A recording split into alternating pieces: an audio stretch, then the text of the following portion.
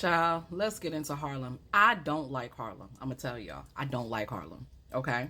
Now, I had a whole discussion about this with my Facebook crew. You can go back to it. But here's the reality. I'm in my 40s. I don't relate to these women at all. At all. However, I support it because I'm rooting for everybody black. And I'm going to support my queens. But I don't like the show. I don't like how the women are represented. And it felt very inauthentic and fake.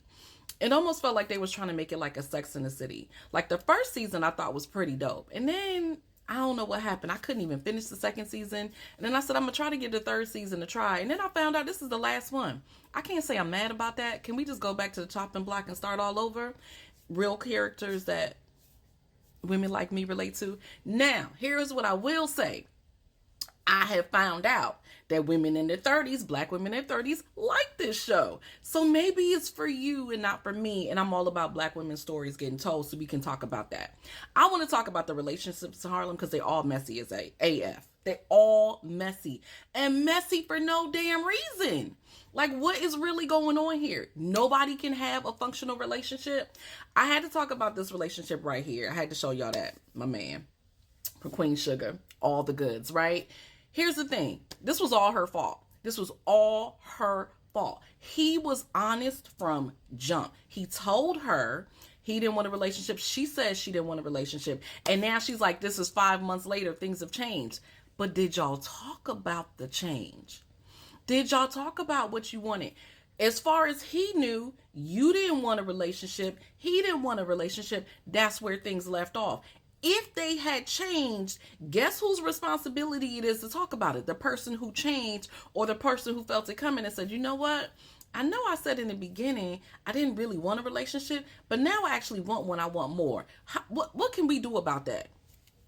Nobody had that discussion. So what happens? They each getting deeper in their feelings. And now he's ethically non-monogamous. She wants a traditional monogamous relationship with kids and all the things, all the trimmings.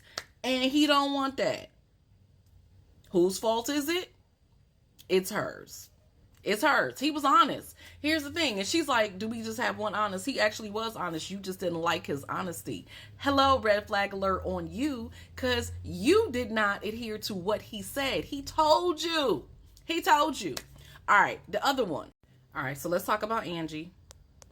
The one in the colorful outfit, always doing the most, the actress. What the hell was that? Why did they give her that dude? Like, I don't even understand. Like, there was no chemistry. I don't even think they liked each other. I don't have any idea how she ended up in a relationship with him. Now, again, I didn't watch last season. I couldn't do it. I have no understanding of why they gave her that dude. I don't know what was going on with his hair. I don't know. I don't know anything. But spoiler alert, if y'all didn't already know, there's spoilers. They didn't make it. Like, who didn't think they were going to make it? If they had made it, it would have made absolutely no sense. Like, she chose her. She chose acting. She chose her passion. He clearly wasn't it. Only thing he had to offer was money. Whatever. So I'm glad that ended. Okay. So Angie, thank you, Angie. I'm glad you make the right decision for you. Keep it moving. Homegirl, what's her name? Ty. Let me find out Ty got turned out. Ty got turned out, yo. Ty proposes? Who saw that coming? I didn't really see that one coming. I thought she was going to mess it up like she always does. So kudos to Ty. Hope she found her happily ever after. Okay. And finally, let's get to Camille.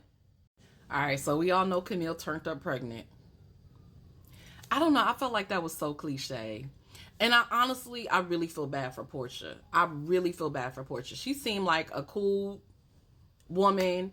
She's in this relationship with this dude trying to make it work. And of course, did not work. I already knew once this happened. I don't even know what within her. I guess she was emotionally vested. She was in love. She thought she could make it work. You can't compete with baby mama just having a baby and his first child. It's always going to be something. So of course, Ian realized he's still in love with her. She's still in love with him. They got a baby. I guess they are non-traditional co-parenting relationship until they figure it out that they still actually really want to be back together. I don't know. But Portia's on the outs. Sorry, Portia. Listen, I was trying to tell you through the screen, just let it go. As soon as he told you she was pregnant, I was trying to tell you to leave. It was never going to work. And they actually wanted to have their own family. He did you a favor, because if you had done all the things that y'all were trying to do to have a baby, and y'all had done that, and then you found out, you would have been stuck. They did you a favor. So Camille, yeah, whatever. So I guess that's Camille's happily ever after. I don't know.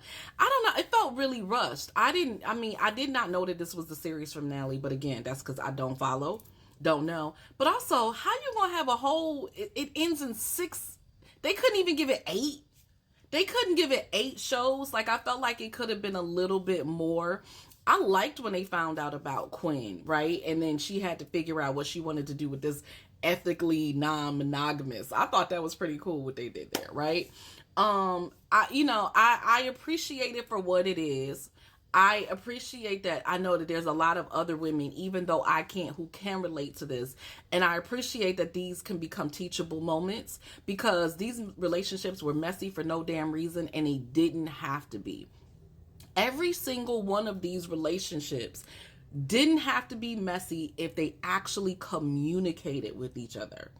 Actual communication. And when I work with my clients, when I work with couples, so much of what we do is communication, responsibility, communication, how you speak to each other, the tone, the words, how you validate each other, how you make sure that everyone feels